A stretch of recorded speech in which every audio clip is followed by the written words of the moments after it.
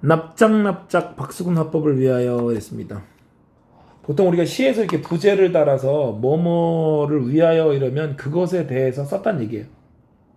박수근 선생은 우리나라 화가 중에서 정말로 몇 손가락 안에 꼽는 대단한 그런 분이고, 우리가 물질 만능주의 얘기했지만 사실은 또 우리가 어떤 작가의 가치는 그림값으로 매기잖아. 근데 박수근 선생의 그림이 몇십억, 몇백억 하고 이런 분이기 때문에 아주 대단한 그런 분이죠. 소설가 박완서 선생의 남옥이라는 작품이 있는데 거기에 보면은 오키도라는 화가가 나와요. 오키도의 모델이 역시 박수근입니다. 근데 이 뛰어난 화가들은 특징 중에 하나가 다 그런 건 아니지만은 굉장히 한국적인 거를 좋아하는데, 여기서 박수근 선생 같은 경우에도 굉장히 한국적인 모습들을 많이 그렸어요. 아낙네들의 어떤 그런 모습이라든가 이런 거 많이 그렸고, 이중섭 선생 같은 경우에도 소 그림 같은 거 유명하잖아요. 그러니까 우리가 그런 말을 옛날에 많은 사람들이 했는데, 한국적인 것이 세계적인 것이다 이렇게 얘기했었는데, 어쨌든 우리 요즘 뭐라 그래야 되나, K 페인팅이라고 그래야 되나? 우리나라의 어떤 것들을 소재로 해서 세계적인 작품을 많이 그렸다 이렇게 봐야 되겠죠.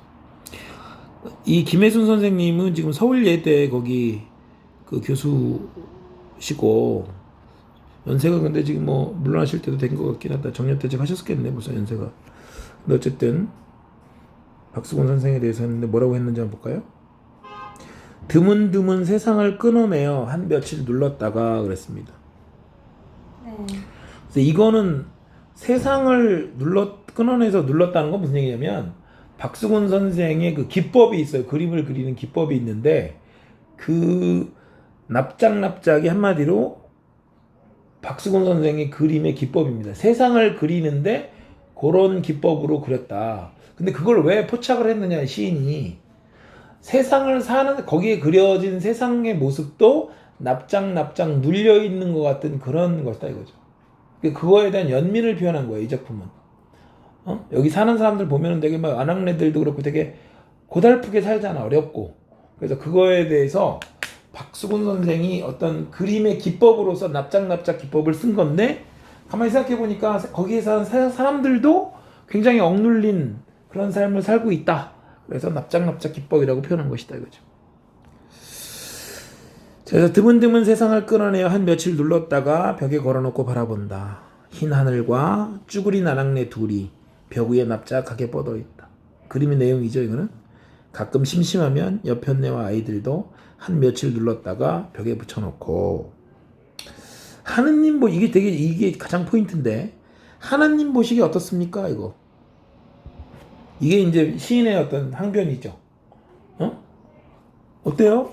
괜찮아요 이거? 사는 거 괜찮습니까? 이런 거야. 하나님 보시기 어떻습니까? 조심스럽게 물어본다. 발바닥 수 없이 서성서성, 입술도 없이 슬그머니, 표정도 없이 슬그머니 그렇게 웃고 나서 피도 눈물도 없이 바짝 마르기, 그리고 드디어 납작해진 천지만물을 한 줄에 꿰어놓고 가히 없이 한없이 펄렁펄렁.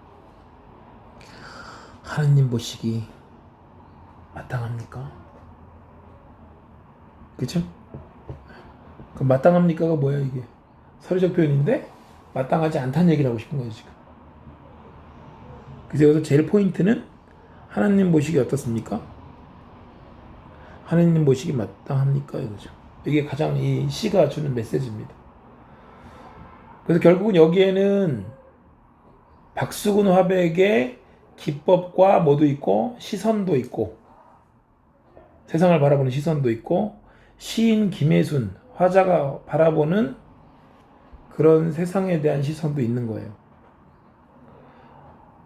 물론 박수근 선생도 이런 아낙네들을 대상으로 그림을 그렸다는 것이 그들의 삶에 대한 연민이 있었다는 얘기지. 그지? 공감과 연민이 있었다는 얘기고, 역시 또 그 그림을 가지고 이 시를 쓴 김혜순 선생 같은 경우에도 그렇게 고달프게 사는 사람들에 대한 뭐가 있었다? 연민이 있었다 라고 봐야 됩니다. 그래서 그림을 통해서 이제 화자는 현실 인식을 하는데 그림이 특징이 일단 뭐다? 납작하게 눌려 있다. 그것이 바로 서민들의 삶이다. 이렇게 이제 현실 인식을 하게 되는 거고. 그 다음에 여기 보면 발바닥도 없이 서성서성, 그 다음에 입술 표정 없이 바짝 말라 있다. 이렇게 되어 있는데 되게 힘들게 고달프게 사는 사람들이 보통 잘 웃지를 않아요. 표정이 그래서 별로 없어요. 그러니까 표정이 풍부한 사람들이 원래 행복한 사람들이에요.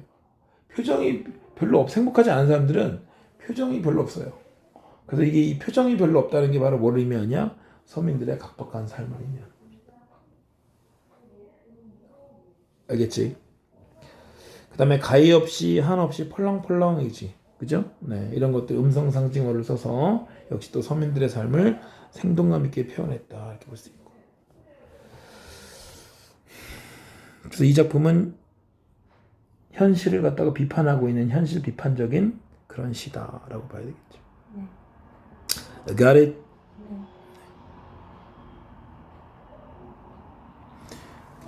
이런 시들이 뭐라고? 별로 어렵지 않습니다. 문제를 낼 게 별로 없어요. 사실 이런 것들이. 네. 박수근 새 여인, 귀로, 아기 보는 소녀 이렇게 나오는데 굉장히 우리 주변에 박수근 선생이 이제 그 6.25 전쟁 때 뭐를 했냐면은 양반이 미군 부대에서 미군들 상대로 초상화 그려주고 이러면서 물감 살 돈도 없고 그러니까 이제 그런 거 그려주고 좀 돈 벌어갖고 물감 대신 뭐 이렇게 사달라고 그러고 그때 우리나라도 물감이 풍부하지 않으니까 미국을 들어갔다 나오는 군인들한테 부탁해서 물감 좀 갖다 달라고 그러고 그리고 대가로 이제 초상화 그려주고 막 그랬단 말이야. 자기 그림도 주고. 그리고 미국의 어떤 그 군인이 이제 퇴직을 해서 자기 집에 가가지고 이제 박수근 그림을 갖고 있다가 아들네가 이렇게 다니러 왔는데 며느리한테 이거 내가 한국에서 있을 때 어떤 화가한테 받은 그림인데 며느리에게 너한테 선물로 줄 테니까 이거 가져가라 그랬더니 며느리가 괜찮다고 안 받았어. 그 박수근 그림이 얼마나 가치가 있는지를 몰랐던 거지 며느리가. 그 그림이 만약에 있다면 지금 수십억 개요. 수십억. 박수근 그림은 집에 박수근 그림 있어요? 네. 그런 겁니다. 예술가들이 다 가난하고 배고프고 이럴 때 그럴 때 어떻게 보면 운인데 그럴 때 그런 분한테 좀 친절하게 대해줘서 그래서 만약에 그림을 갖고 있다가 나중에 그분이 진짜 대가가 되면 그거 진짜 뭐 대단한 거죠 진짜. 오케이. 여기 지금 학습활동에 있는 내용들. 네. 오케이. 박지원 예덕선생전을 했나요? 아니요? 안 했습니까 이거는? 학교에서 안 했어요. 예덕선생전은 이제 선귤자라는 사람이 엄행수를 갖다 높이 평가하는데 엄행수가 뭐 하는 사람이냐면 이제 똥 치는 사람이에요. 똥찌개지는 사람이라고. 직업이 천하잖아. 직업이 천하면 항상 긍정적인 거예요. 긍정적인 인물인데 박지원은 원래 그 주로 작품 내용이 양반 비판이기 때문에 엄행수는 그렇게 천한 직업에 있으면서도 굉장히 사람 자체가 훌륭하단 말이야. 그래서 그런 인물을 그려냄으로써 왜 너는 왜 양반들한테 왜 당신은 저 엄행수처럼 살지 못하냐 그런 메시지를 던지고 있는 거지. 오케이? 그래서 엄행수를 통해서 현실을 비판한 건데 뭐 이런 거 비슷한 맥락이 있다라고 봐야 되겠죠. 뭐 굳이 안 했으면은 할 필요는 없다. 네. 됐지? 네. 오케이 마치겠습니다.